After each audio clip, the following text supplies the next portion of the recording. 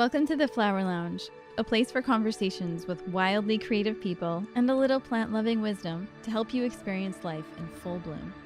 I'm Katie Hess, flower alchemist and founder of LOTUSWEI, and I believe in a world where we're all living at our personal edge. Welcome to this week's episode of the Flower Lounge and our special monthly Moonshine episode. It is October 1st. And we are going to get some insights from our fabulous intuitive astrologer, Kristina Wingeier, about the month of October. And typically for these podcasts, we talk a little bit beforehand about what's happening. For this one, we didn't talk at all. So this is going to be just as much a discovery for me as it is for you. And I have a million questions for Kristina, I'm sure. So tell us, where do we start and what's on deck for October? Well, October is all about Venus. We have the Venus retrograde happening. My favorite planet. I know. Isn't she so beautiful? She is moving out of the evening sky, though. She's going to disappear for a while and switch skies. But that's a big part of October is about the Venus retrograde. I'm going to speak to just a few planetary shifts, and then we'll just get into it kind of chronologically. Both the new and the full moon are ruled by Venus. We have a new moon in Libra on the 8th or 9th, depending on where you live, and a full moon in Taurus on the 24th. Mercury is moving, just zipping through the sky. We'll move through Scorpio this month and move into Sagittarius. So Mercury is going real fast. The sun's going to change signs, of course, and move into Scorpio. And also an asteroid whose name is Juno is going to station retrograde this month. And I think that's going to be interesting considering the Venus retrograde. So that's why I'm bringing her in as well. Cool. Okay. So you're going to tell us later what all these retrogrades mean, right? Sure, we'll talk about it all. Right. And so for the daily weather patterns, this is about the moon changing signs. And that's something that we don't really get into on Moonshine. Otherwise, we'd be on here for hours and hours talking about every little thing. So that's going to change the weather patterns, the cosmic weather patterns. We're going to talk about bigger aspects and retrogrades and things like that. So the first aspect that I'll talk about begins the month begins on October 1st, clearly, but this aspect is on Tuesday, October 2nd. And Tuesday is Mars's day. Mars rules Tuesday, and there's a square. Remember, squares are tension and conflict between Mercury and Pluto. And so what this might feel like for you or for those people around you is really some pressure to speak out about the truth, about justice, about finding new ways of being, finding new consensus with that Libra energy. Libra is very relational. There's a lot about communication this month, and I think that's going to tie in really well to the elixir that you're going to share about. I was looking over the month and knowing the elixir, I'm like, damn, girl, you totally got it. It's a good one for us. It's a really good one. Yeah. So that starts out, the week, and it's always an opportunity whenever there's a square to kind of find a new solution, to let that pressure create some kind of resolution rather than finding yourself in the same kind of conflicts or power struggles. And those are definitely possible with any aspect to Pluto. Pluto can definitely be a power play kind of planet. So noticing what's coming up around, speaking the truth. And with Mercury and Libra, there is an invitation to try to do that in a diplomatic and graceful way. So that's an aspect that we'll feel. And then the big thing for this week, and really for October, is the Venus stationing retrograde. So this happens on Friday, October 5th, and Venus will be retrograde until Friday, November 16th. So that's about 40 days. This is the Venus retrograde. And there's a lot of things that happen in the retrograde, but with retrogrades in general, we're in this reevaluation process a review, a repair kind of place. And we're doing this with Venus issues. So we're talking about love and matters of the heart, talking about value systems, talking about money, talking about relationships, talking about, self-worth as well, worthiness issues and things like that. So depending on your chart, where is Scorpio, right? Where is this happening? It's going to show you what parts of your life you might be really into this review about. So it's going to be different for everyone. Wait, let me interrupt you for a second. So to get more specific and dialed in on your own path, you would look at where 10 degrees Scorpio is in your chart. Look at Scorpio. Look at Scorpio. Okay, gotcha. Because and look at the house it's in? Look at the house, yeah. Because for me, it's going to be one thing. For you, it's going to be another thing. There are common themes, but kind of where it shows up in your life, where you're really reviewing. And then, of course, are there any natal planets there that are being impacted by this retrograde? And so when a planet goes retrograde, it really sits at one point for quite some time. So Venus will be at 10 degrees Scorpio for like 12, 13 days, really just sitting there. And then, interesting. Soaking and marinating in whatever is at the 10 degrees. Soaking and marinating and putting a magnifying glass on it. Like Venus retrogrades are very much about the heart, right? Matters of the heart. And with Scorpio, we're intense. There's like that Scorpio wants to get to the bottom of things, wants to uncover things, wants to control things sometimes, really, really very tenacious and sometimes a little obsessive, right? So really possible, it's a really great time to just reevaluate if you're happy in life. How's your heart?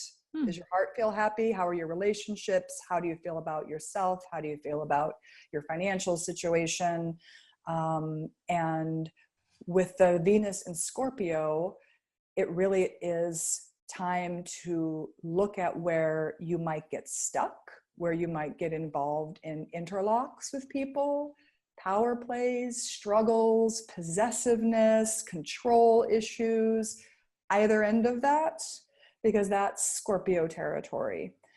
And in order to kind of purge and clear and regenerate, because that's also Scorpio territory. So the Venus retrograde's a big deal, right? We don't have them very often. The last Venus retrograde was in spring of 2017. And so that's like last spring. Different part of your chart. But the really interesting thing about the Venus retrograde is every 8 years, the retrograde occurs in a similar part of your chart. So in 2010, 8 years ago, in the fall, we had a Venus retrograde in Scorpio and Libra, and that's what we're having again this year. Fascinating. So you might think till fall of 2010, some themes that were arising, what you might have been working through, and you might be going in for another layer of healing around that. So 40 days, and the place that Venus will move is from 10 degrees Scorpio retrograde to 25 degrees Libra. And so, but all of October until the very end, she's in Scorpio. So we can just focus on that depth and that intensity. And in the sky, what's going to happen is Venus is going to get closer and closer to the horizon and then disappear and go into the underworld and have a conjunction with the sun and begin a whole new cycle and then come up in the morning sky. So there's a big switch of energy of Venus moving from evening to morning sky. Morning sky Venus is very independent and very brave and very courageous. But we won't get into that too much because that's going to happen later. Let's just stay with October, which is Scorpio territory. All right, sounds good. Okay. And really some unresolved issues are going to come to the surface. That's what's going to happen. You're probably already feeling it. I know I am. because she's already all of September in the shadow of her retrograde, which means we're starting to kind of see the curriculum and the things we're going to be dealing with. Does that make sense now? Somebody was asking me the other day about a particular date. They were asking me, I think because sort of like an old love interest had sort of popped up again in the middle of, it was like September 12 or 13. Even though it was, what was it, September 12th or 13th, does that connect to this? Yes. And is that going to be a similar theme the whole month of October?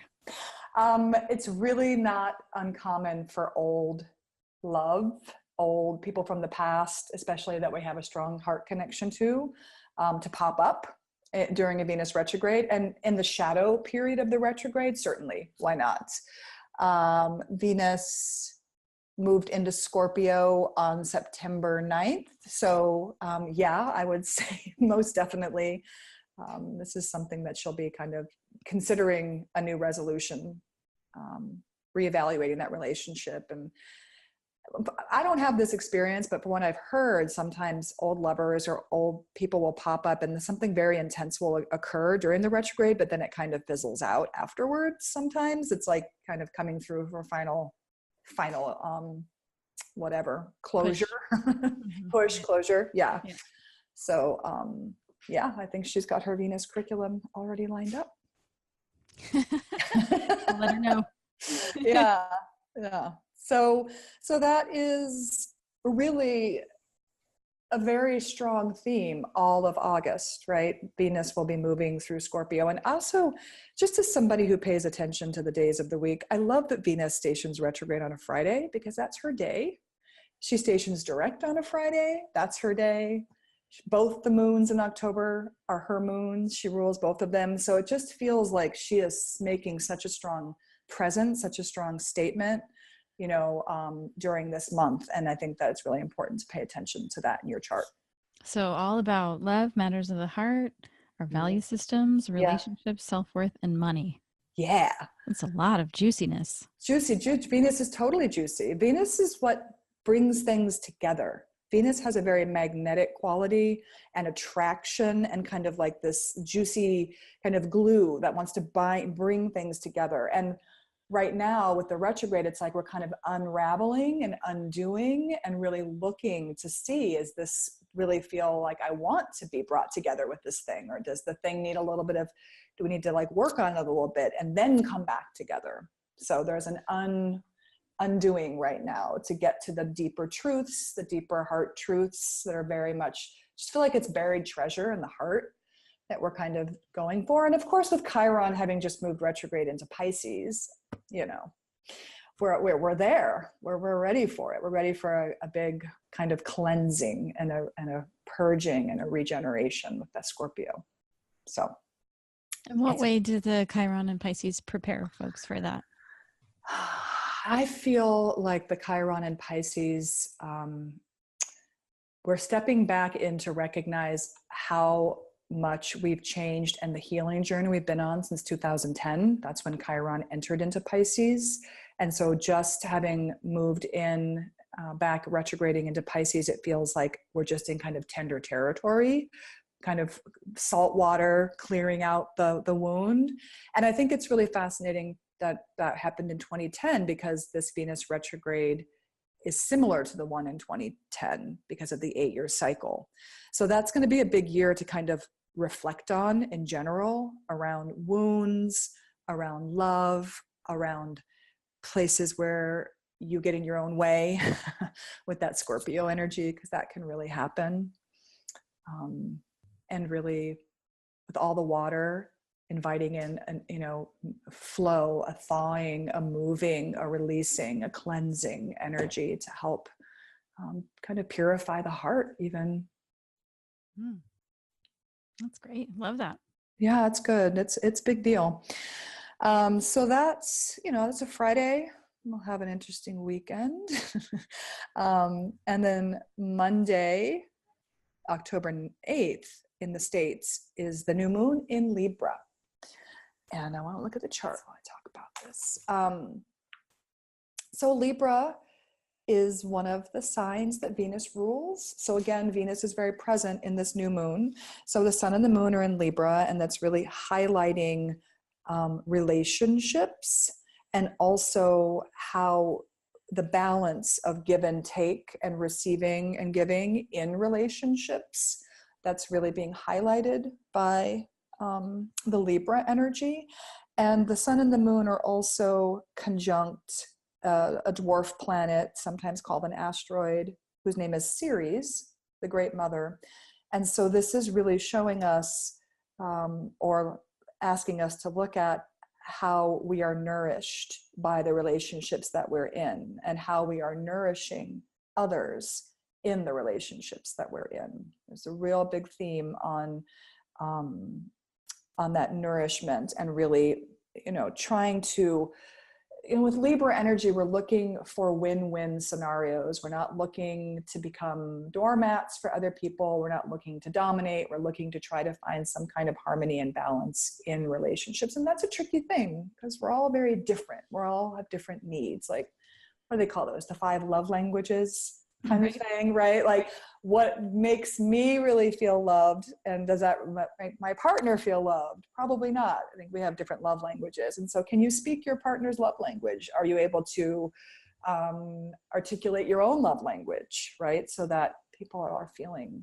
nourished and held and loved. And I think that also with Ceres, she is the mother of Persephone. There's themes of loss as well. And with the Venus retrograde, you might be feeling some places where we're not feeling nourished, where we're not feeling like our love language is understood. And it's just a time to kind of consider that and reevaluate that, and think about different ways of maybe starting to try to have more heart-to-heart communications with people. And this is probably a good time for you to share what we're working with this month. Right? I mean, this amazing elixir that's going to help with these conversations that we want to have. Yeah.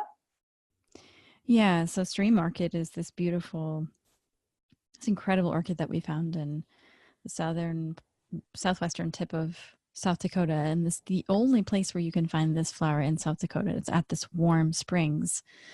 And so we bathed in the warm springs, and then I veered off into this little section where there weren't any swimmers, and there were 3 incredibly gorgeous stream orchids, and made an essence. And as soon as the essence was processing, like thousands and thousands of cicadas, like an army of cicadas everywhere, just like, it was deafening. Like, it was literally deafening. It was so loud. And I thought that was so interesting, because the information I was writing down was all about how stream orchid can help us sort of like, it's almost like a valve, like unlock energy that's stuck through the voice.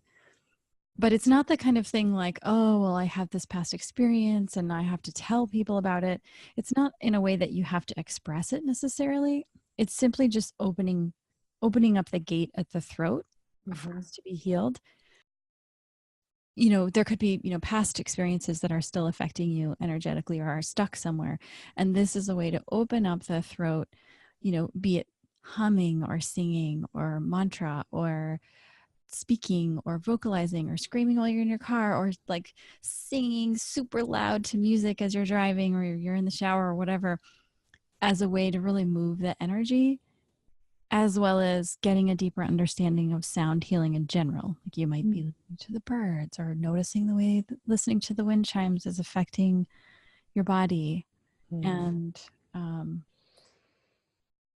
so it's like a really profound awareness and direct experience of how powerful our voices and vocal expression can be, and how that can be really healing. And exactly what you were talking about in terms of how we nourish others. Like, what are the words and the ways we say things that nourish other people, and also how we receive that nourishment through, not only vocal expression, but just sound in general. I love it. That's so beautiful. I recently was in the desert and I heard the cicadas. So when you were speaking about that, I totally, I can understand what that must have been like to hear that and to receive that information from them. They're really loud. So loud. And you can feel the vibration of their sound in your In the body, air. actually. Yeah. Yeah. Yeah. Well, you know, I think that with the Libra is an air sign, and air sign is about communication. And for me, communication is also about listening, right? Because that's Exactly. part of communicating. So that's perfect. That's really wonderful. You know, I just want to say one other thing too. When we think of our ability to impact change, you know, because we're working with, you know, the stars are where they're going to be and the planets are where they're going to be. But in terms of our ability to work with the elements that are happening, if you think about like when frogs sing, it brings rain into the jungle, right? Mm-hmm. And so we have our voices as this innate capacity to call things into place in a huge way. Like who would guess that these tiny little cute little froggy creatures would you know, if they join forces, sing and call the rain in. So it would be interesting as we're listening to you to just sort of reflect on what that means in terms of how powerful we are as human beings and our with our voices and our expressions and our ability to listen and create a ripple effect of, you know, of positivity and love and these types of heart to heart communications that you're talking about. Mm-hmm. It's such a good essence or elixir for this month as we explore the deeper truth with the Venus and Scorpio. And then when Venus moves into Libra, the emphasis becomes on communicating that truth and really having these heart-to-heart conversations and finding new ways of coming into balance and getting people, you know, everybody's needs being met and things like that. So it's such a perfect remedy, elixir, essence, whatever you want to call it. I was like, which word should I use? Good flower medicine. Beautiful. I love it.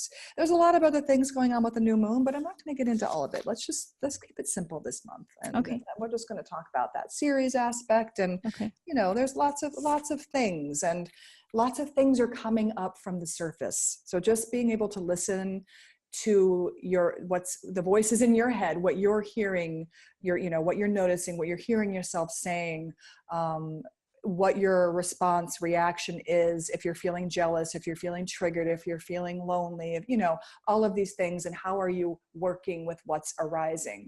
I think what you're talking about singing, mantra, prayer, screaming, whatever, like that, there's our new moon ritual. Like find your song, find a way to move energy through your throat chakra, to speak, to sing, or to listen, like to the, like you said, the wind chimes, the birds, the wind, all that. Something around that I feel like would be a beautiful new moon ritual. What do you think?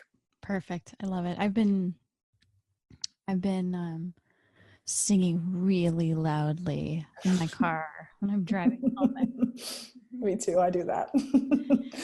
And it's interesting to think about it in terms of, you know, maybe you're listening to like a song with, you know, a longing or a joy or a, you know, whatever is the meaning behind whatever the lyrics are, right? But if you can sort of detach yourself from the emotionality of it and really just sing, like like allow the sound to be in your body and sing without being too attached to the story and really just like letting it pass through. It's a pretty great practice. Such a good practice. It's something I've done my whole life. When I feel stuck or really emotional, as I'll put on music that I can sing with. And sometimes I'm really angry and sometimes I'm really sad, and I don't really think about the story, but I just let the feelings move through me, and the song helps it move and me making sound. Yeah. Oh, so good. I love it. Okay.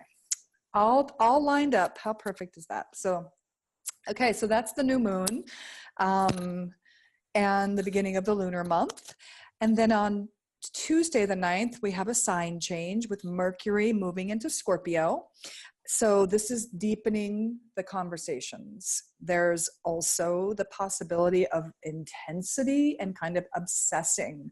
You know, if you find yourself really having to tell somebody something or needing to get to the bottom of things, and that kind of like, you won't let them go. Okay, I'm guilty of this sometimes, so I guess I can speak to it very well. Just that like probing, pushing, you know, tenacity, that pit bull, like what, not letting go of the toy.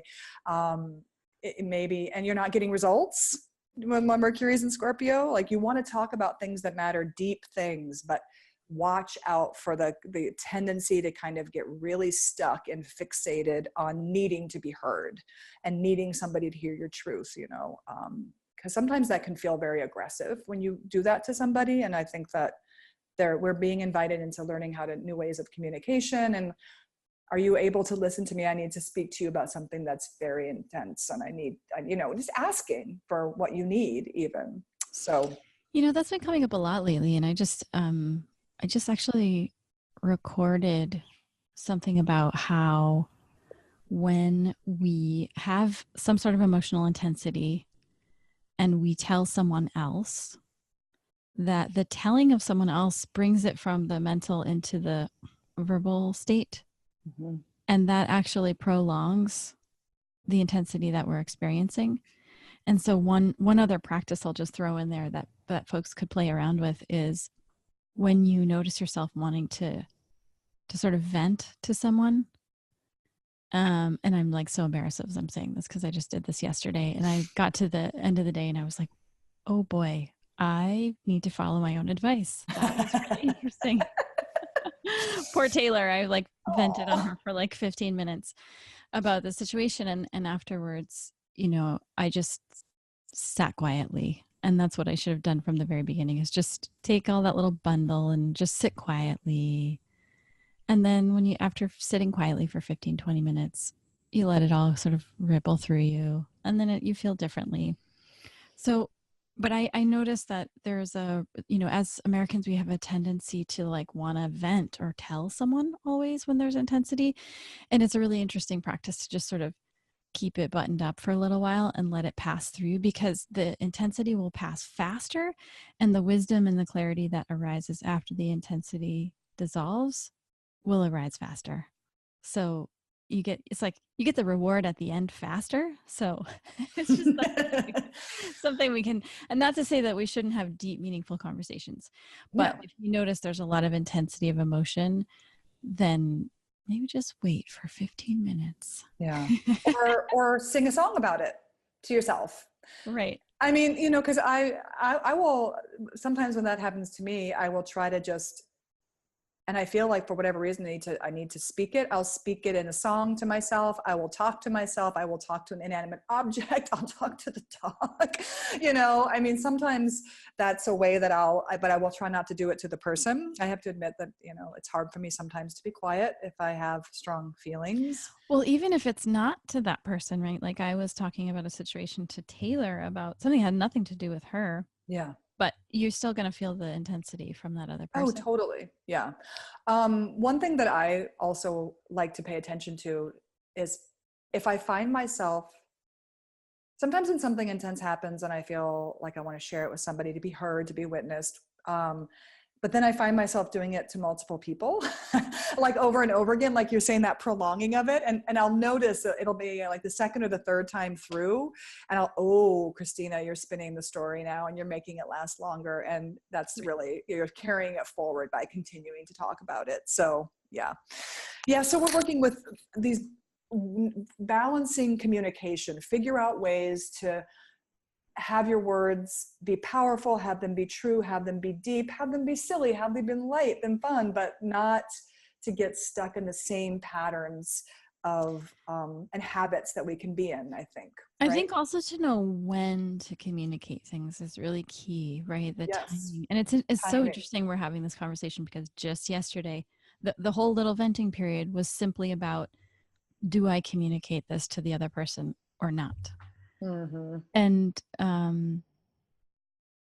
it's a really interesting conundrum when you know, is it better to just back away and just let it fizzle, or is it better to, and I think in every case, as long as there's emotional intensity, it's always better to wait. And of course, you can have the heart to heart, but then you just wait a little. Or Wait take a it little to while. take it to your therapist or your healer, or take it to somebody who you paid, you know, to receive it. I mean, yeah. But, you know, let's just go to Wednesday the 10th, because Mercury is going to oppose Uranus. So people are going to be feeling the need to like, to just like, to like speak their truth in a really big way. There's going to be, and there's also a Venus and Mars square that day. So there's a lot of pressure that what we're talking about with the emotional intensity, the need to speak, the my truth, you got to listen to me. And it is important to speak the truth. And it is important to talk about difficult things.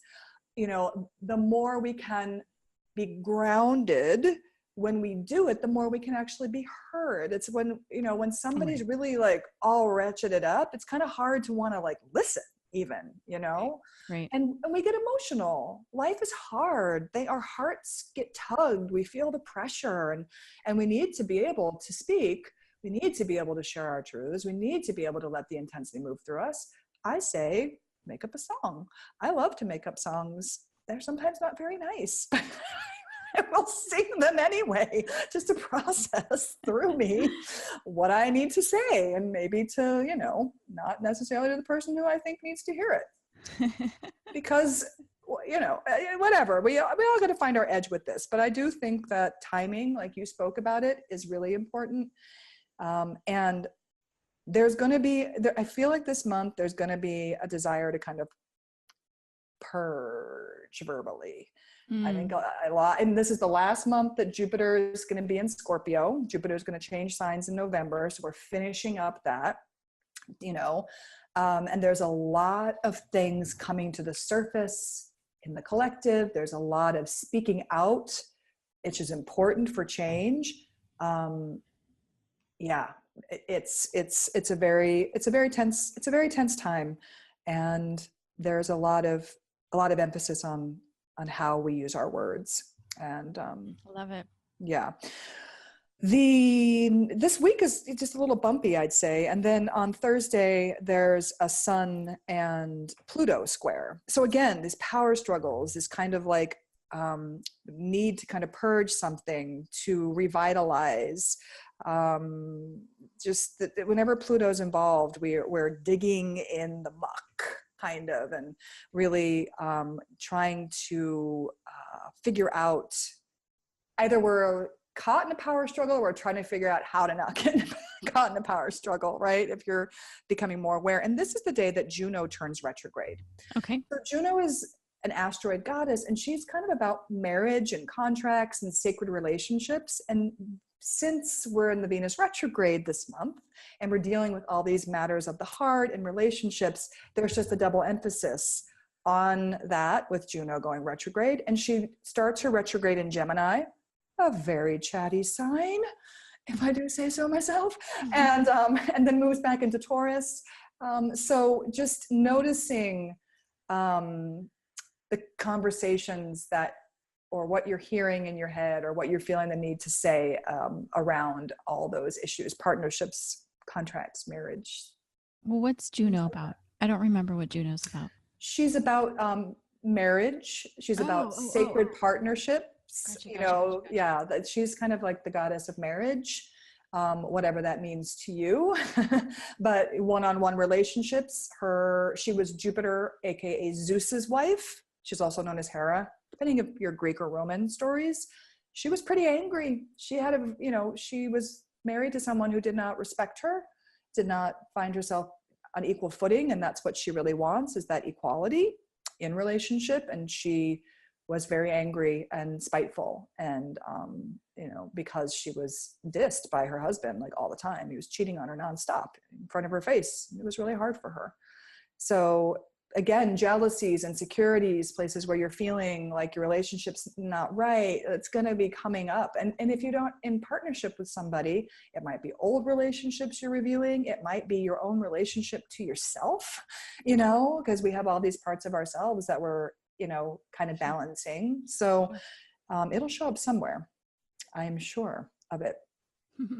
And then it's so funny that you were talking earlier about when to speak and when not to speak, because I actually wrote down here that there's an aspect on Friday with Mercury and Saturn that I said maybe help you hold your tongue and to have mature, responsible, grown-up conversations rather than kind of childish, spiteful, fighting kind of energy. So that's funny that you're like, maybe it's take 15 minutes, and it might be a good all week long to take 15 minutes and see if you still need to say what you think you need to say after 15 minutes has gone by, right? It might be a really good practice for this month, but definitely this week, because it's a little bumpy along the way, I would say. Like 15 minutes of quiet time. No singing? Just 15 minutes. 15 minutes of sitting in a chair quietly. Maybe listening, maybe sitting outside and listening. Music, listening to the birds. Listening to the waves of the ocean. Yes. The wind rustling in the leaves for the folks who don't have an ocean. Mm-hmm. The sound of your own breath. Mm-hmm. Mm-hmm. Yeah, sounds good. All right. Let's see what else happens. Okay, then the following week, we've again got a lot of Mercury aspects. So we're emphasizing communication. We have this Mercury in Scorpio and hell-bent on the truth, and getting to the bottom of things and talking about the intense and deep matters. And we need to talk about intense things. It's true. On Monday, Mercury and Venus make a conjunction in Scorpio. That means they're hanging out together. So again, this desire to speak your heart's truth, the truth of your heart, what's being uncovered in this retrograde? What are you seeing that feels like you're not happy with? How can you have that conversation in a way that's not blaming somebody, right? That's just noticing, sharing the truths, the depths without getting, it's your fault. Why are you always like this? These power structures, these locks and places we get all tied up. That's on Monday. And then Friday, Mercury makes some aspects to Neptune and Mars, which kind of is this fluctuating confusion and anger, confusion and wanting to fight. So the elixir that we're working with is so great to help us unlock this and figure out new ways of communicating and sounding and all of that. But what about folks that aren't doing the flower evolution? But maybe you should next time. Folks who aren't doing the flower evolution, but what about the other folks? What can they use from these amazing essences and flowers that you bring through for us? Yeah, I would recommend Full Bloom. It's a new formula, and it's not coming like fully out until the spring, but we put it up as available on our crowdfunding campaign, and we made some advance, bottles of it for people to try. Mm-hmm. And that formula is about dissolving any sort of fears or limitations that are holding us back. It's about being determined to make the impossible possible. It's about collaboration, working together, finding where we intersect. It's about uncovering hidden talents and potential. And I think that plays really well into relationships with others in terms of communicating and the collaboration piece and working together to make a positive impact. Mm-hmm. And uncovering the hidden also.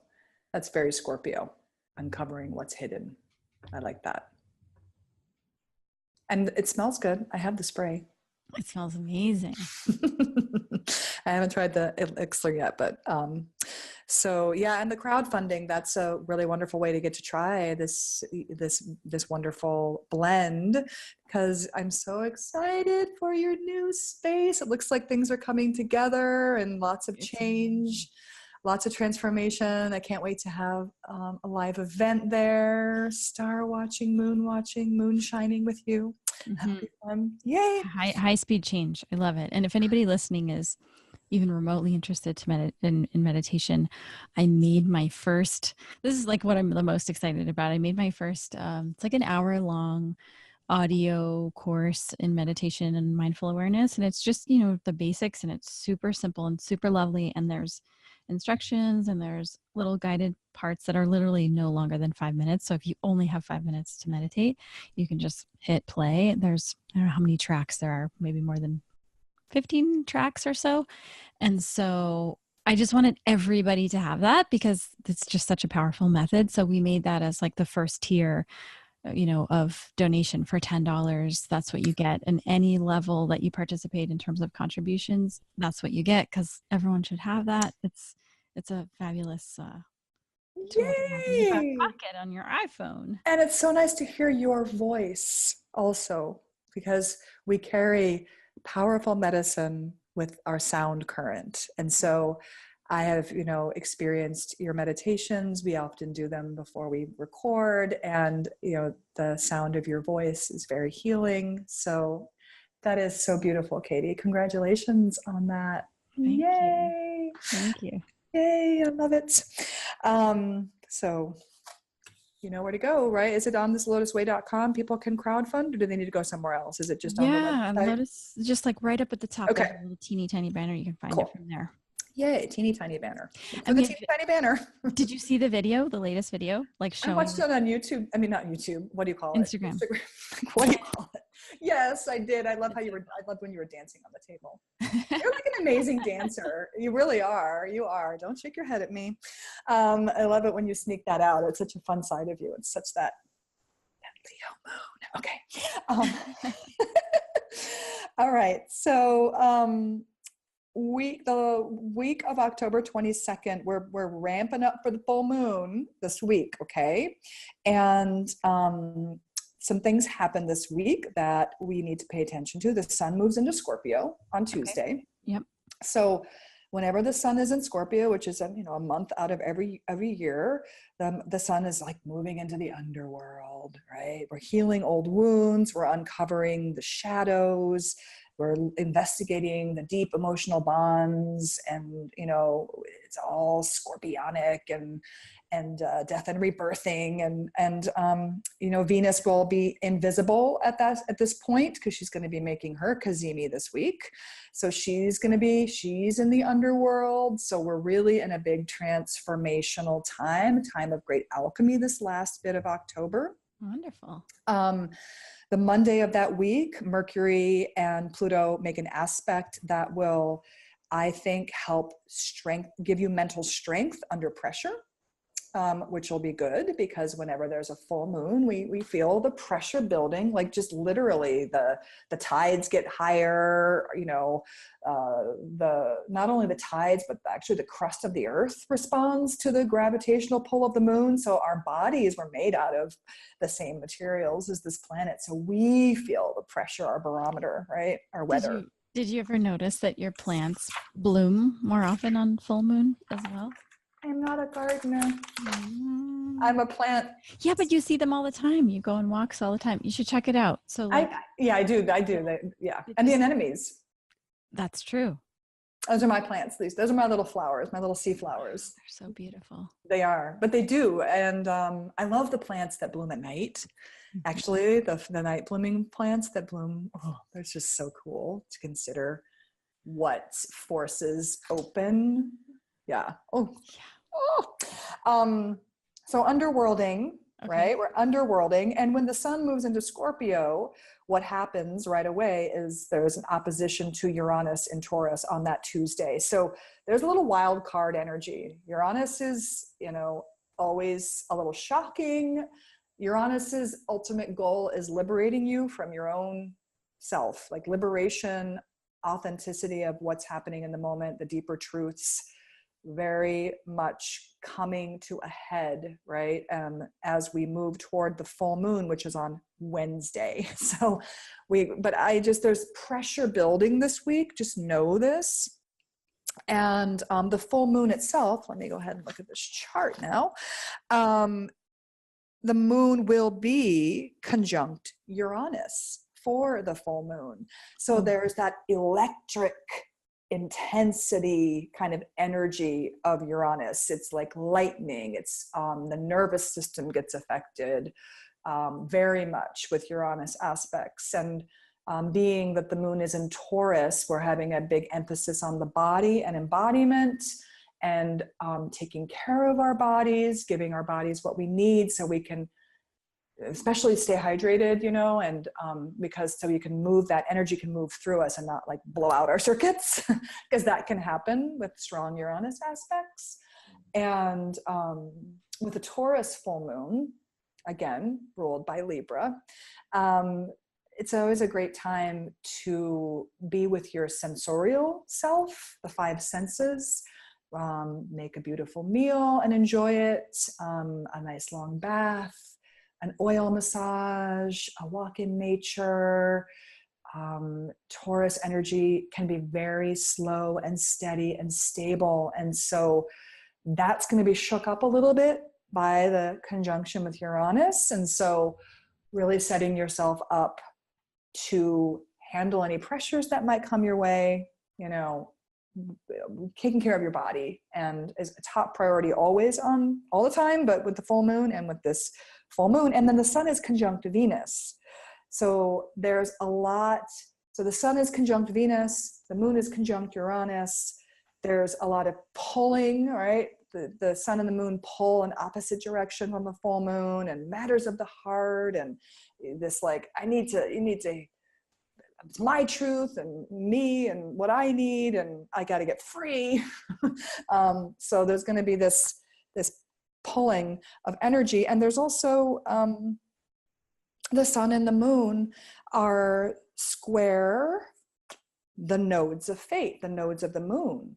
Oh, so wow. It's kind of really, the way forward is to listen to your heart, not the hot air, not all the loud noise, not the story in your head that you're spinning, but the truth of your heart. And that may be painful because we carry joy and grief in our hearts.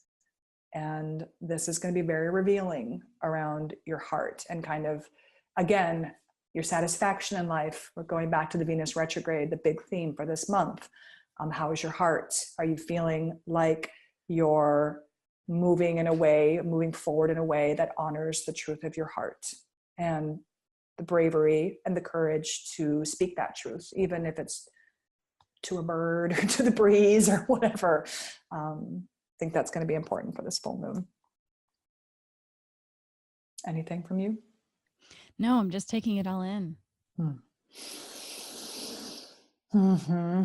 I loved all the sensory things you threw in there, the five senses and the bath and the oil massage and taking care of your body. I think we need all of that. Mm-hmm. You're really going to be very aware of your desires, you know, this full moon, and the Uranus energy can help you break away from old patterns, so that you're moving toward, and again, like in a very embodied way, like physically, like what brings you pleasure, what brings you joy, what makes you feel good. You can really maybe see the things that don't do that in your life, and maybe you can start to break away from them, create good boundaries for yourself. There's a Saturn aspect that can help with the boundaries and kind of the foundation to be able to move toward things that nourish your heart, that feel rejuvenative to your body. What about a ritual? What do you think? I was just thinking about the last weekend in October, so that would be a good weekend to have our first salsa dance party. Yeah. Embody pleasure and joy. Yes. Embody pleasure and joy. Go salsa dancing. Okay. So if you're in Phoenix and if we do it, you can come visit and dance with us. I love it. If not, the ritual could be, I mean, you could dance at home and get a massage and take a hot bath and have some chocolate and candles and buy yourself some flowers. And buy yourself flowers and wear the clothes that you feel beautiful in. Yes. All of it. All of it. Perfect. Love it. Beautiful. That's a beautiful, the Taurus, you know, the moon is very happy in Taurus. So it's you know, I think it's going to feel lovely, a Taurus full moon. Not to say that there's no pressure and no intensity, because we're in a Venus retrograde and, you know, all those crazy Mercury and Scorpio aspects. But I just think there's this shedding of light and revealing going on. And then on the next day, oh no, not the next day, because I have the date wrong. On Friday, the 26th, then we have the Venus Cazimi.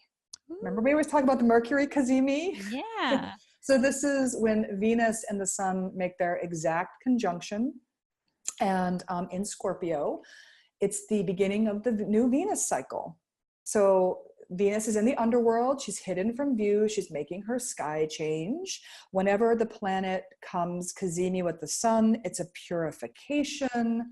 It is the time to revitalize, to kind of shed light on the heart of the matter. You can make Venus has the audience of the king. You can send out a special prayer or hope or, you know, desire, dream around the new Venus cycle, around your heart, around love and all those Venus themes. It'd be a beautiful day to do that. And it is, you know, the beginning of, it's the ending and the beginning of a Venus cycle. And this is a 584-day cycle that she has where she moves from sky to sky. And Venus is the closest to Earth during this time than ever in her cycle. Wow, so we feel her, even though we can't see her, right? Because she's with the Sun and hidden, she's the closest to Earth when her retrograde conjunction or retrograde Cazimi happens. So we really can feel, it's about feeling her, right? And that Taurus full moon is all about feeling and sensing. So even if you can't see Venus, you can feel her. And you can, I'd say, feel into your heart to feel that Venus energy. Wow, huge theme this month. I know. Venus is all over the place. But, you know, I love how she's retrograding. You know, how this summer we had the eclipse season with the Mars retrograde and the Mercury retrograde. It was like so much. And now we have Venus, you know, kind of we have Juno too. And I love that. But Venus is the planet that everybody knows about. And so she's just holding court on her own. She gets her own show. Gets her own show. She's like, I'll take the moons. I'll do the stationing and retrograding on my days. She's just like, she's in control. She's got a plan for us. And it's quite lovely.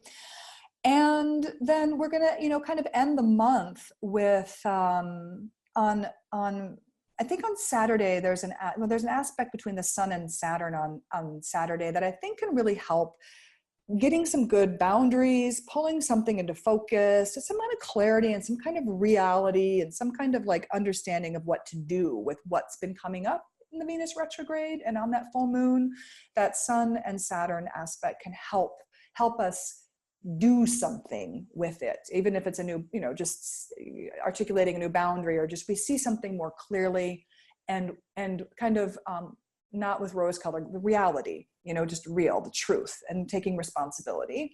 That's always a good thing with Saturn. And then we end the month, we actually have a week 5 this month because of the way October is, but on Monday the 29th, there is a conjunction between Mercury and Jupiter in Scorpio. And this can bring a sense of hope and healing, I would say, with the Mercury and Jupiter conjunction, deep healing, kind of, again, with Scorpio, I often think about, you know, I think about the regeneration after kind of going through something really intense and you're kind of like bottomed out and then you kind of regenerate from that place. I kind of think like that. So there can be some kind of a little bit of optimism, perhaps even though it's Scorpio, an optimistic Scorpio. Is that something that exists? Yes, I'm sure it does. Yeah. And also on that day, Venus, you know, is going to make a trine to Chiron. So again, this emphasis on heart healing. So there's just this way that I mean, it could also be crushing. Let's just say it could feel like an over crushing in the way that maybe you're feeling very emotional, because part of hope and healing might mean crying, right? It might mean releasing some grief in order to get to that place of healing and hope. Because I know that I can hold down my grief and not want to feel that stuff because it's uncomfortable and it's painful, but I have to get through that to be able to kind of open my heart up. So just there, it's a pretty, whenever Jupiter is involved, it feels really big.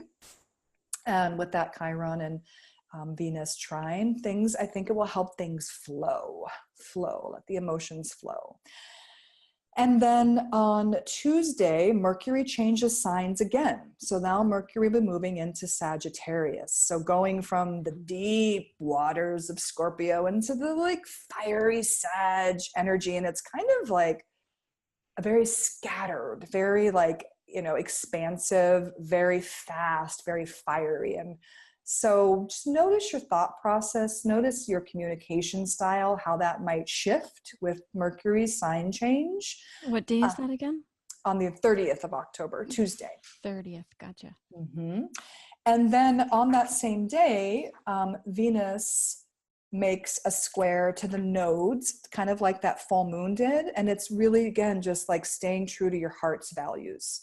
Because the values, reevaluating your values is a big theme with the Venus retrograde. And with that square to the node, you really want to focus on the orienting toward the heart, staying true to that and following that path rather than the path of stories, of, ideas and words. Like, listen to your heart. And for the folks on the East Coast, the Mercury Sag ingress will happen on the Wednesday, actually, just because, it happens late at night. And then on Halloween, we have some interesting Venus aspects to end the month. Venus makes this opposition to Uranus. So again, goodness. I know, there's so much dancing going on with Uranus this month.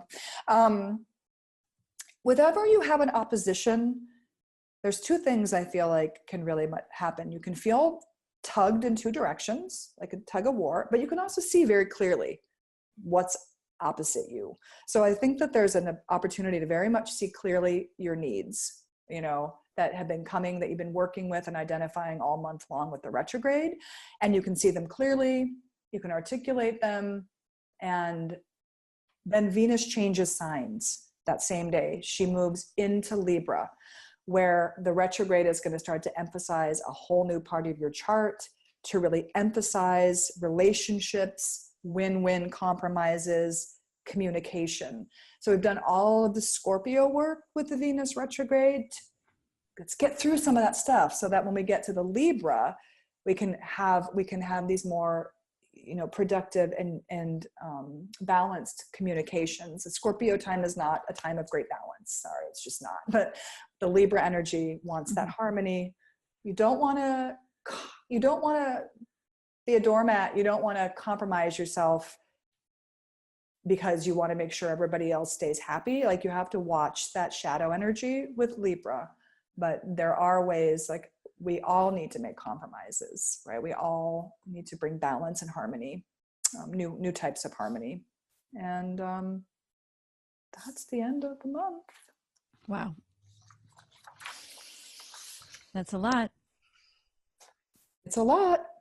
Yeah. It's exciting.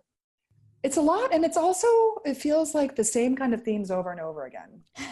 Do you know what I mean? Like, I was kind of like, it's kind of like a weird Groundhog Day this month in a sense. Like, we're kind of just dealing, I feel like, with similar themes from different angles, because the Venus retrograde, to me, and maybe I'm just very Venusian, but it just feels like it just casts a spell over the entire month. And so I love it. I love that. It's so nice. It's like a different kind of, it's so different from like when Mars gets involved. It's kind of like, ooh, a little intimidating. But Venus, even though you're going into the deep waters, it's like, I don't know. It just feels nice. Venus is wonderful. Working it all out through the heart and communication. Yeah. And just noticing where you get stuck. Like, it's not a time to beat yourself up. Scorpio, in traditional astrology, Venus is like in her detriment in Scorpio, because it's so intense and so, gnarly in there, and Venus likes things to be nice. So it kind of is a little choppy, but for the retrograde, for the underworlding, it's how we get to the deep truths.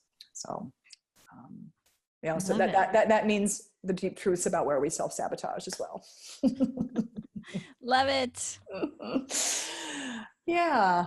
So Fun stuff to look at. fun stuff to look at. All right. Well, thank you so much for joining us, Kristina, and thank you so much to the listeners for joining us on this episode of Moonshine. I love this. This October is going to be amazing. Mm-hmm. And we're getting really close to November, which which reminds me that we have a retreat coming up in Costa Rica. Oh.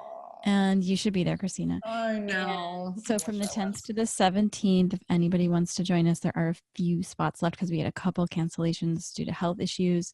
So we have a couple spots available.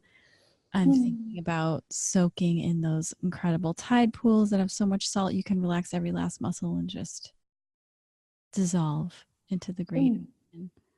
And yummy food and meditation, and seriously, like the best lineup of people. I don't even know how the universe puts these people together. It's really going to be amazing. So if that tugs any strings for anybody out there, there still may be a chance. And there's more information at earthaura.com. Otherwise, you can always find us at LOTUSWEI, and you can always find Kristina at KristinaWingeier.com. Anything else that we should add for this week's or this month's episode of Moonshine? Just honor Venus this month.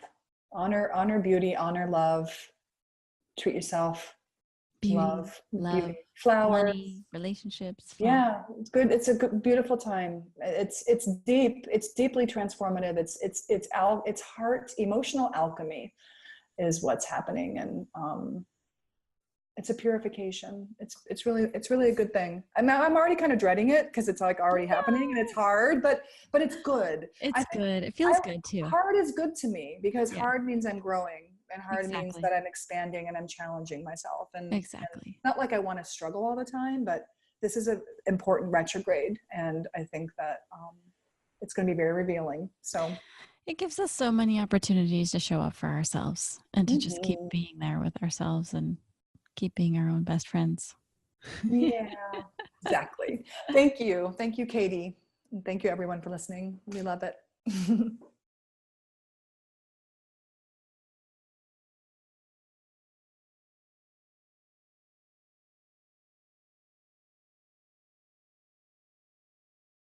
Thank you again so much for listening to the Flower Lounge podcast. Wanted to let you know we're super excited. We just launched our very first crowdfunding campaign on Indiegogo.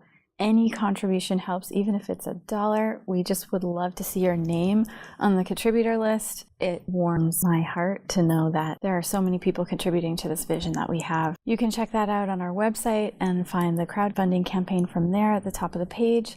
And we have a retreat coming up in Costa Rica in November. There are only a few spots left. If any of you want to take a last-minute trip, you need a week of luscious downtime on the beach, in the jungle. I also just invited Erin Borbet. She'll be offering one-on-one acupuncture treatments while we're there, as well as Robin Sandomirsky, who will be offering luminary intuitive sessions. And it's going to be an amazing week. So if you're interested in that, check out earthaura.com. And we thank you so much for your support. Thank you so much for listening to The Flower Lounge. I'm Katie Hess, and we'll be releasing a new podcast every Wednesday. If you like what you heard, or you know someone who might be touched by our conversation, share it with them. And don't forget to subscribe. To find out what your favorite flowers mean about you, take the quiz at LOTUSWEI.com.